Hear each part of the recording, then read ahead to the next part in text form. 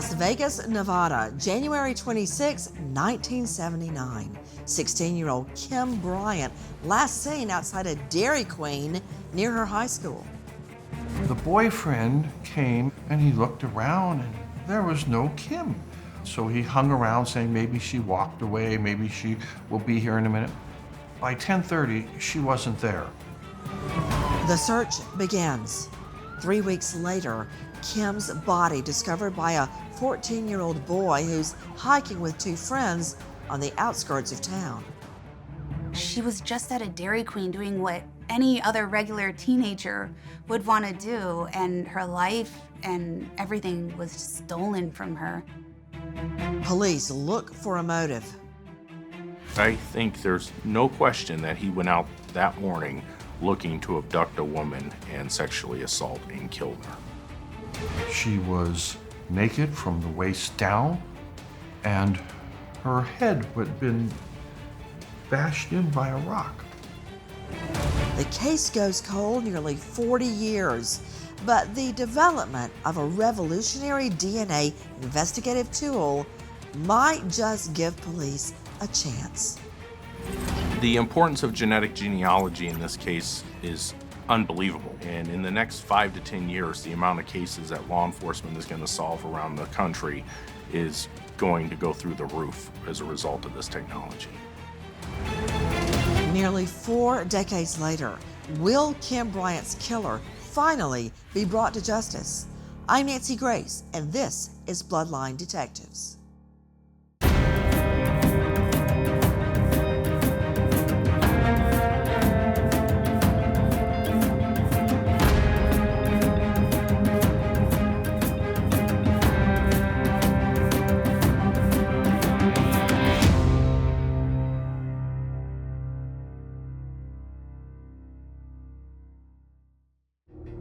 Las Vegas, Nevada, Sin City, the gambling capital of America. A sunny city with a shady history. There's historically been a lot of crime here in the city. It's not your stranger type crimes. Typically with homicide or sexual assault, it's always going to be someone that you've had some type of a relationship with. The fact that stranger type crimes, be it a sexual assault or a murder, those are very, very rare. Kim Bryant was a 16-year-old high school student living in Las Vegas, Nevada with her mother, Sherry, and her stepfather. She was a sophomore at Western High School in Las Vegas. And many would describe Kim as your typical all-American teenage girl. Las Vegas can be a very violent city. That's true today, and it was true back on January 26, 1979, when 16-year-old Kim Bryant was last seen outside a Dairy Queen. Western Hills High School was part of a major educational complex, which is now the University of South Nevada. And Western was right across the street from the Dairy Queen. I graduated from Western High School. I went there 15 years after the murder of Kim Bryant occurred, but we shared the same school, we shared going to the same Dairy Queen, all those type of things were things that I did. This was a very typical day for Kim. She arrived at school. Her and her classmates were on campus to enroll in classes for the upcoming year. She was surrounded by many of her friends that day. As soon as Kim and her friends wrapped up registering for classes, her and a girlfriend decided to walk across the street from her high school to a local Dairy Queen. Her friend's mother came by and said, "Hey, I'm going to take you all home." She lived about 6-7 blocks away from the high school. She said, "Just a minute, I think my boyfriend was going to come and pick me up." And she went to a payphone.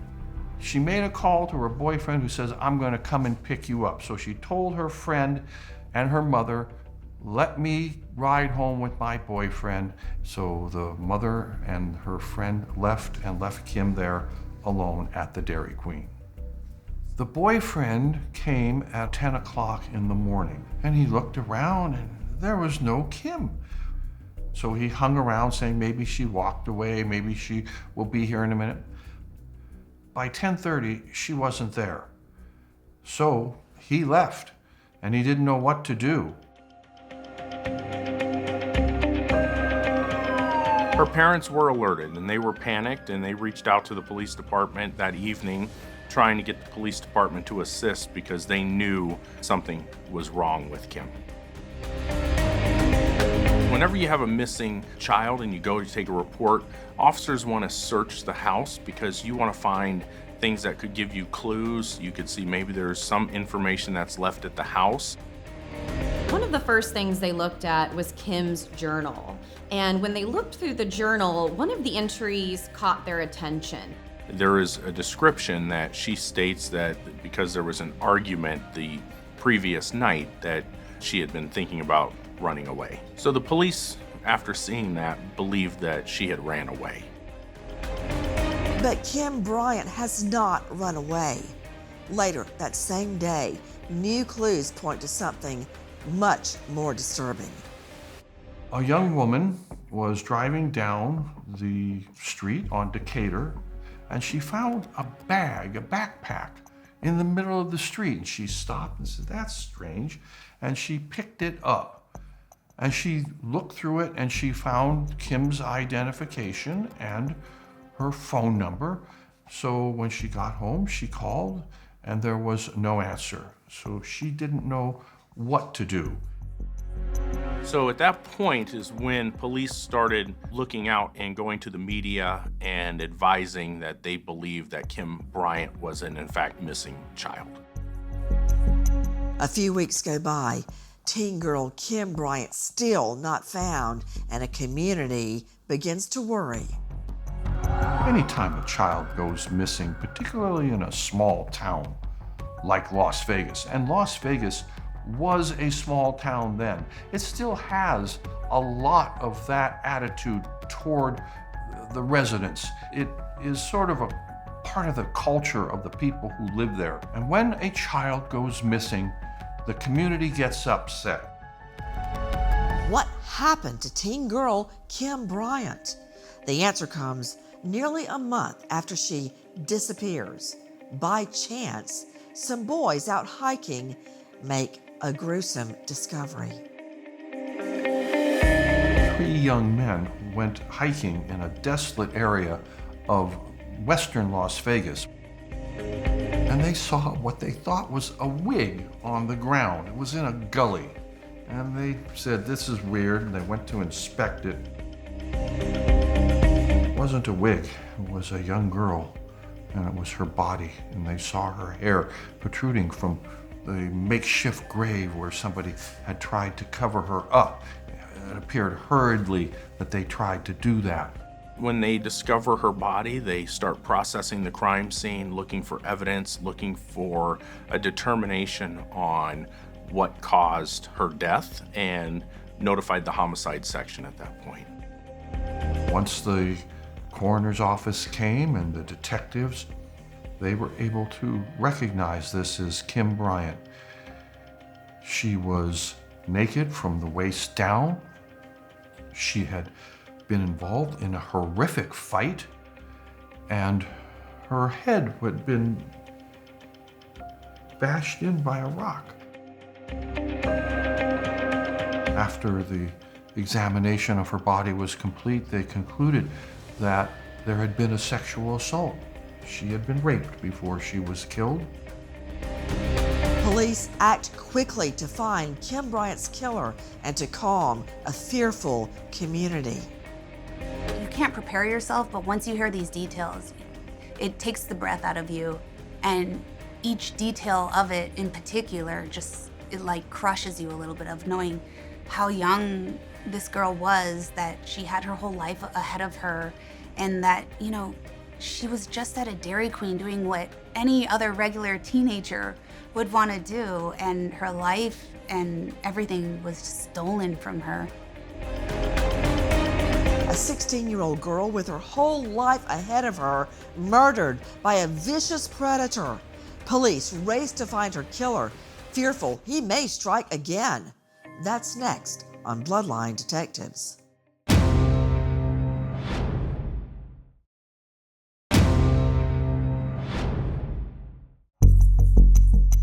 Las Vegas, Nevada, January 26, 1979.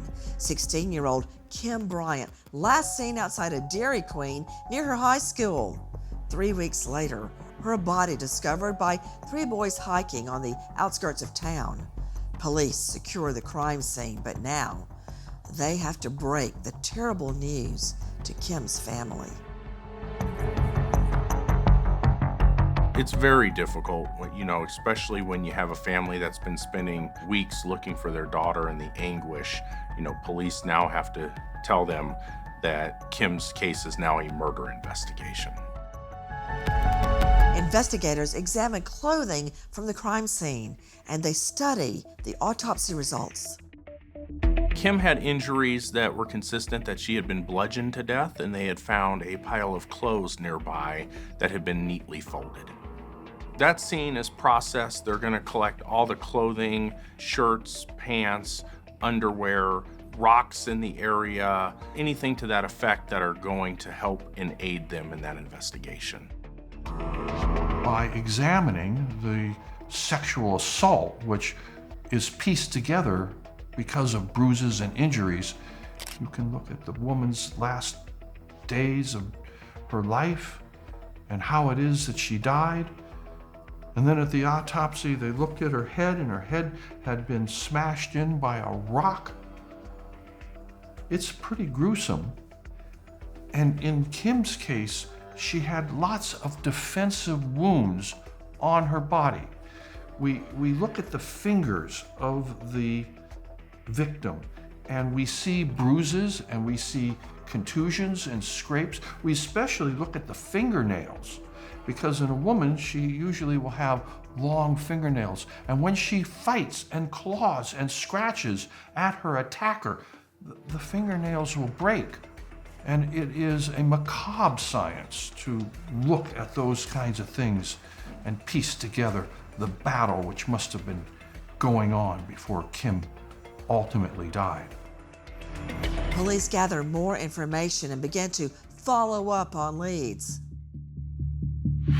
When the police started investigating Kim's case, they had to hit the ground running, per se, find potential eyewitnesses who had either heard or saw something. They even sometimes had to rely on jailhouse snitches. So it was a much different world for criminal investigations than it is today.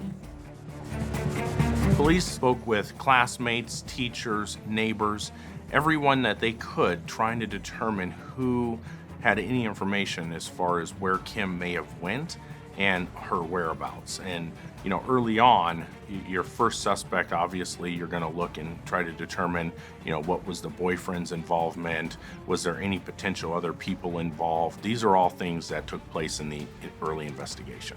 A witness describes seeing a white male driving a Chevy pickup type truck in the parking lot of Dairy Queen. We had a generic description and a generic sketch from people at the Dairy Queen, but that generic description of a white male did not turn up any viable leads.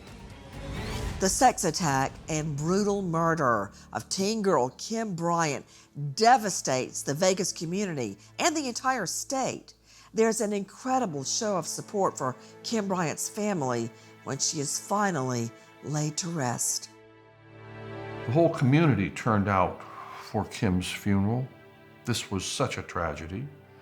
The governor of the state of Nevada was there, Governor O'Callaghan, and he eulogized Kim for the bright young lady that she was. He talked about how she has involved herself in helping others. The Special Olympics were one of her primary activities of being involved with people who needed help. She gave of herself.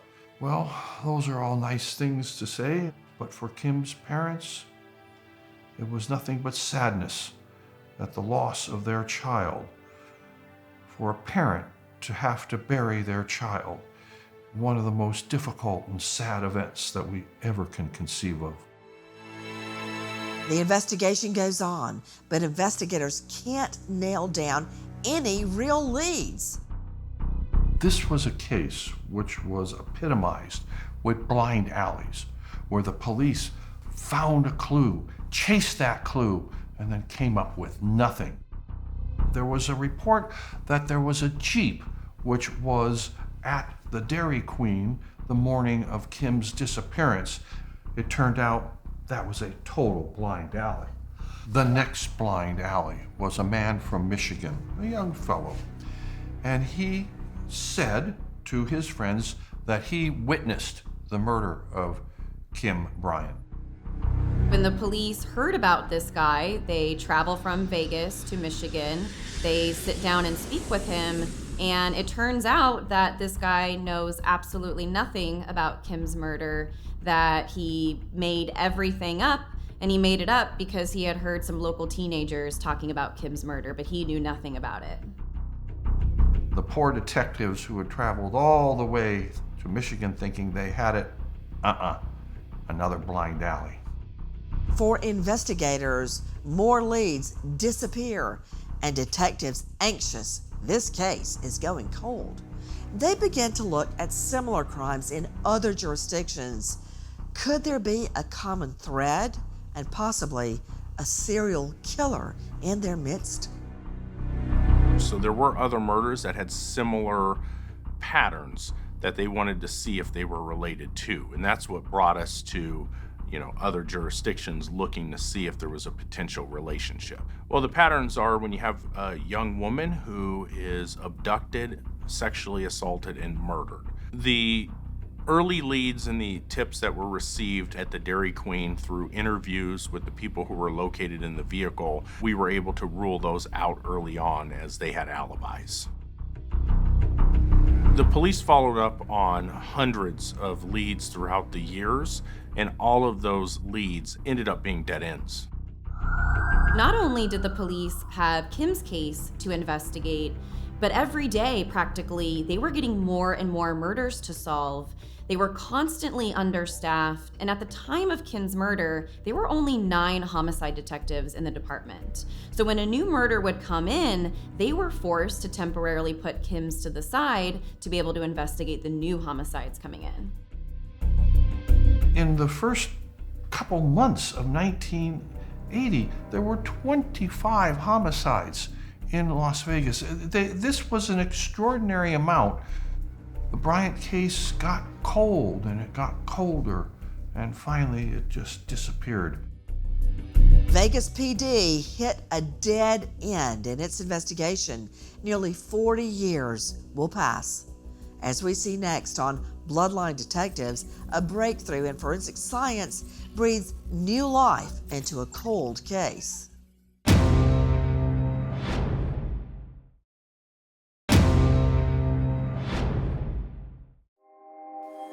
It's been nearly 40 years since teen girl Kim Bryant last seen alive outside a Dairy Queen in Las Vegas, Nevada. 3 weeks later, Kim's body discovered on a hiking trail. Her killer has evaded justice and the case remains cold. Detective Ray Spencer and his team reopened Kim's case using a new forensic weapon. I got involved in the case in 2018, and our first, when we looked at the case and I assigned it to an investigator, we had a couple different suspects that we were looking at. And the first one that we looked into was Peter Marin. He had been executed in Texas, and we thought that he was potentially involved. Unfortunately, from that DNA evidence, we were able to rule him out as being the suspect. So that left us with one other person that we were looking at. There was a person who had made a dying declaration and said some information to a family member that they wanted to come forward with. And it involved the purse that was turned into police. And they told us that the purse was in fact not found on the street, and that it was actually found in the person's son's bedroom. Well, when you get some of that information years later, and one, it's a dying declaration. Dying declarations often are very accurate, And when you have a dying declaration where the person says that they believe that it's their son that could potentially be involved, that's very, very concerning. I was hopeful at that point that we were onto the right suspect. We went up to Utah and we interviewed the son, and he admitted to finding the purse. He admitted to having it in his bedroom and said that his mom found the purse inside of his bedroom. And he also said he was aware that his mom turned the purse in to police, but he could not answer for us why his mom lied and said that she found it on the street. She never told any investigator about finding it in her son's bedroom. We wouldn't rule out anything. We didn't know if he was the actual murder suspect or if he was an accomplice. We did a lot of DNA work and we were able to rule him out as being the actual murder suspect. Las Vegas detective Ray Spencer looks outside his department for help to solve Kim's case. The Vegas Justice League had a very interesting development as it came. It wasn't a concept that happened, it was something that happened because of circumstances. So it's a group of people that each person donated $5,000, which is the cost of one of the cases through Othram Labs in Houston, Texas, to work the DNA and create a genealogical profile and do the genealogical research. Justin Wu was on social media and learned about Othram Labs and DNA Solves. This company was doing incredible work solving cases using genealogy, and it's truly astounding the work they've done already. I've spent most of my career working on developing technologies to read DNA, and so that started at Baylor College of Medicine and has basically grown through various diagnostic ventures, biomedical research projects, and even some large kind of worldwide university projects like the Human Genome Project. The Human Genome Project was a worldwide initiative to map out the key positions and the key reference markers of what is a typical human genome. Very early on, even as a kid, loved science and knew that I wanted to do something where I was able to use science to make a difference in the world. Baylor College of Medicine worked on gene therapies and neurons, started to work on technologies that manipulate DNA, and decided that was something that I wanted to continue to pursue. I met David, my husband, who is also the CEO at Othram at Baylor College of Medicine. I actually created these blind mice and he created the therapies to fix them, and I thought if he could fix that, he could fix anything, so I'd marry him. And so we ended up working on DNA projects together for decades now.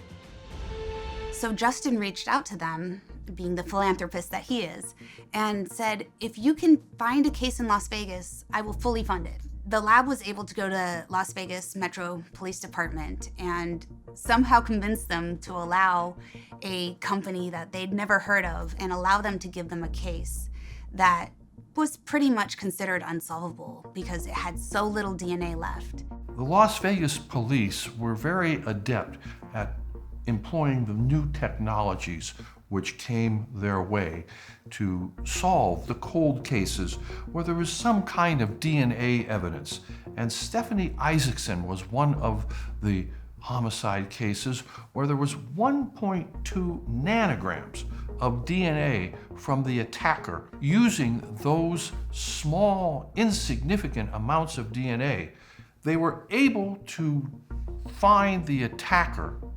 And the police were amazed. And with that case, it broke world records of solving, of just the work that they did. The Las Vegas PD got so excited about now the partnerships that we could do and working together, and we wanted to fund a whole bunch of cases. The Vegas Justice League kind of formed after we solved the Stephanie Isaacson case in Las Vegas. We wanted to come up with a creative way to get other people in the community on board.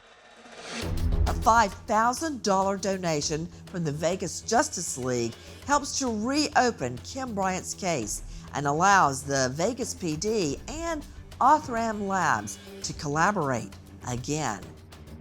Science, I believe, should be blind. Our science should definitely be blind. So we don't know much about the case. We don't communicate much with the detectives about their theories or their investigation prior to Othram getting the evidence. All we need to know is that there's DNA and what the DNA looks like and the condition of that DNA. After it passes QC and we know that we can build one of these profiles, we take the DNA, we process it under all these novel methods that we've created here at Othram in order to get the most out of that evidence. This is a typical surface for which you can perform what is called the luminous sequencing. This is a flow cell. So the way this works is that there's this glass surface. DNA is fragmented into little pieces and then randomly positioned kind of on an XY grid on this glass surface. You literally synthesize a new strand of DNA for each of the little DNAs that are here. You sequence the complement. And as you synthesize it, you're using chemically modified DNA letters that emit color. And if you take a bunch of photos of every step of that, you can essentially reverse engineer the sequence of DNA that was originally at any XY position on this slide. The good news is it's very fast, it's very high throughput, and it's very cost effective. The bad news is that once you do that, you end up with a big text file full of little fragments of DNA letters, and those have to be then reassembled and reconstructed into something that represents a human genome. And that represents the second part of the challenge, which is the computational effort to use computer software and algorithms to look at these little tiny pieces of DNA, they're called reads, and then try to figure out where each of these pieces go. Once you've done that, you can then look to see what makes the DNA sequence that you've produced different than that of what would be on the reference. Then you can use that to essentially infer one person might be related to another, whether one person was or was not at a crime scene, and it just presents a more powerful and complete view of identity. With a tiny digitized sample of DNA from Kim Bryant's body, Othram Labs is able to reverse engineer the code and fill in missing pieces. The only question now, which investigative route do they take?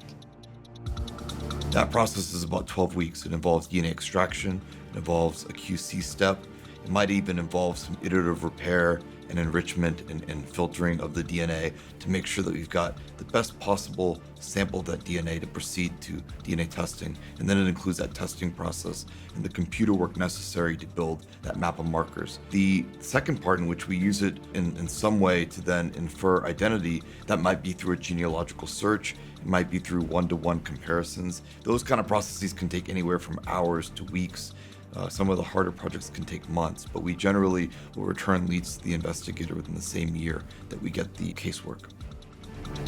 So they had DNA from the examinations of Kim Bryant, and they did the database with Othram, and lo and behold, they came up with a match.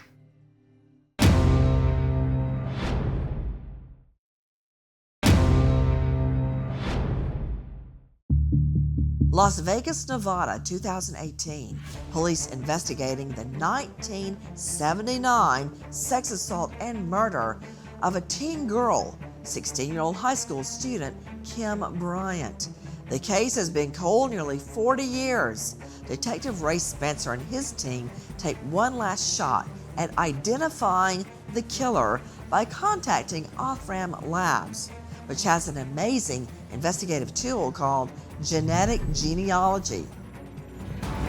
From that sperm sample, Othram Labs was able to create a profile, and they had information on a potential family member that they believed was going to be the suspect. I was very excited when we got the phone call saying that they had a potential suspect and that they just needed a little bit more information for us to do some work on, and that they would be able to tell us if in fact it was the suspect. So they gave us the name of Johnny Blake Peterson. There was huge surprise. I think the question that came back is, are you sure? David answered, yes, we are sure. And that's the thing about DNA technology. It's science, it's fact. And it gives you a direct answer as to who was there. If there was ever any doubt there or ever any ambiguity as to whether somebody else was involved or not involved, That person's DNA was not found in that piece of evidence, and the person's DNA that was found was identified. Othram Labs identifies the man who murdered the teen girl, Kim Bryant. Johnny Peterson was 19 years old at the time of Kim Bryant's death. He was never on the radar for the police. They never suspected or knew anything about him. He was a construction worker. He lived in the area. He even went to Western High School. He graduated a year before this incident. So did he know Kim Bryant? Likely he did. The police were astounded. How is it that Kim, who was waiting for her boyfriend, was abducted and nobody noticed, nobody saw on a very busy street at the Dairy Queen where there were lots of kids? Maybe she knew her attacker, and maybe she had gone to say hello, and the next thing she knew, she was forced in the car. To me, that is the likely scenario. He seemed to have the ability to have contacted her and abducted her. We started to have to do a deep dive into Johnny Peterson and find out who is he, what's his involvement, and we learned that he lived in Las Vegas at the time of the murder, and that he was also connected to some other crimes that occurred in the city of Las Vegas prior to the murder of Kim Bryant. But to confirm that, we needed a family member's DNA. So at that point, we reached out to the father and went and spoke and conducted an interview with him, and he gave us a voluntary DNA sample. That way we could either prove or disprove his son's involvement. Once we tested that DNA, that in fact Johnny Peterson was the suspect in the murder of Kim Bryant.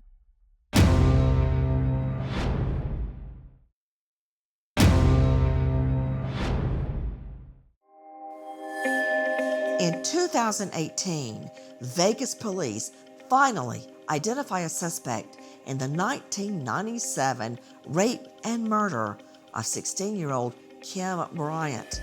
His name, Johnny Peterson. They plan Peterson's arrest until they find out Peterson has escaped justice in a bizarre way. He died from a drug overdose back in 1993. I don't think he felt any guilt. I think he died of an overdose, and had he not had an overdose, there would probably be more victims out there. You know, you're excited that you're able to give closure to a victim's family, but you're not able to provide the true closure of bringing a suspect to trial and making sure that he's held accountable for what he did. We don't know how he got her into the vehicle. What I do know is that he took her out to the edge of town and sexually assaulted and murdered her and left her where she laid for 3 weeks after the fact. Las Vegas police have finally tied a deceased predator named Johnny Peterson to Kim Bryant's rape and murder. But now, Peterson's DNA also connects him to the murder of another young woman. I would say Johnny Peterson is pure evil and a monster. You abducted a 16-year-old beautiful young woman from a parking lot of a Dairy Queen and murdered her. Not only that, you go on to murder another woman after the fact, and it's a horrific case that I wish he was still alive to be held accountable for. It was very validating to find out that they were able to also connect the same person that was previously unconnected to a sexually violent homicide to another victim. And I think what it does is it shows that the process works. The law enforcement investigators have spent years working these cases. In helping work one of the cases, we were able to provide that little clue that connected for law enforcement an entirely different case. And I think this is a wonderful thing because they invested the time, the money, and the effort to work one case and ended up with value for more than one case. Hearing that there was a serial killer involved, you get a mix of emotions. There's anger, and you're like, how can someone like this continually get away with it? And how can someone like this exist? And how can they be out there and hurt more and more people, and why aren't we doing more? And there then comes in a slight feeling of like, well, maybe we can stop more of this happening. We say, hey, there's closure and that we want to know what happened to our loved ones. After this amount of time, we've buried it so deep in our thoughts, and we become numb the fact that the police solved this crime. They were very proud of that, and they should have been, but telling the parents reopens all the wounds, all the memories, all the tears. Investigators inform Kim Bryant's family, and then police tell the entire Las Vegas community.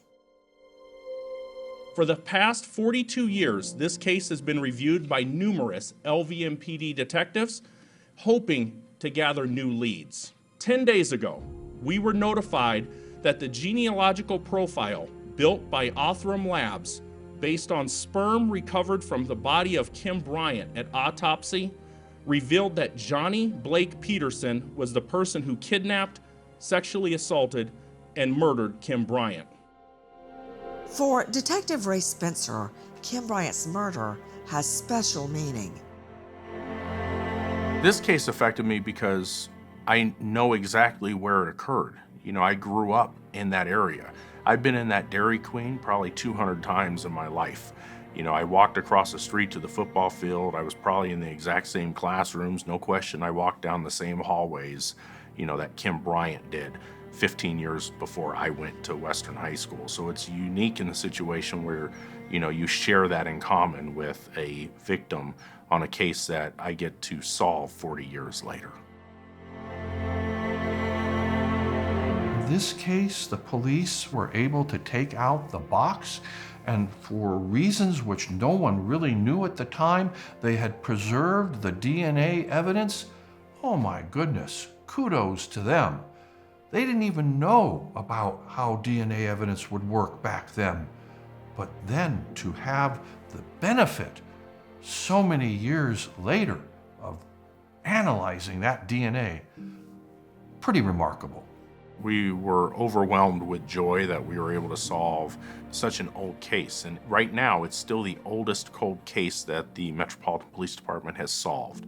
And, you know, we look at those type of cases and we tell the family, it doesn't matter how many years have passed, we never forget about their loved one, and that we're always going to keep working and doing everything we can to solve their loved one's murder. For Bloodline Detectives like Ray Spencer, the science of genetic genealogy is now a weapon of choice. Genealogy is extremely important because without it, we never solve Kim Bryant's case. And the fact that we have this technology and we're able to put pieces together that we would never have been able to do 20 years ago is what's going to change the face of law enforcement moving forward. If there are no leads and there's nothing to work from and you've exhausted all existing methods, I think forensic genetic genealogy is the tool of the future to make that case solvable. There's no justice. You're never going to bring true closure to the family, but at least we have answers. And, you know, what's going to happen, I can tell you in the future, is Othram's going to solve another case and another family's going to get closure, but they're also going to get justice because there's going to be another case where the suspect is alive and we're going to be able to prosecute it. This remarkable new technology is now being adopted by people beyond the law enforcement community under a program called DNA Solves. DNA Solves is a group of advocates, people that believe in this technology and what we do here at Othram, that tries to solve the problems that are easy to solve. For example, bringing awareness to these cases by sharing them with their group of friends, or helping forensic genetic genealogy by uploading your DNA onto the database, or by providing funds for some of these cases that are unfunded. A lot of the times, a couple dollars, what you would have paid for a cup of coffee, will help solve a case. I think that in the future, when there's a DNA dead end, it won't be a cold case for decades and decades and decades. I think that case will quickly be flipped to advanced forensic testing and then the perpetrator will be caught in real time, hopefully before they commit another crime. And I think that's going to create a safer world for all of us, and if nothing else, become a deterrent for future crime. Justice is never neat and tidy, and Johnny Peterson never served 1 day in jail for the women he murdered. But at least now, after 4 decades, Kim Bryant's family know he was the killer. The more DNA from everyday people that becomes available for public use, the more cases like Kim Bryant's and so many others will be solved. I'm Nancy Grace. Thank you for joining us here on Bloodline Detectives.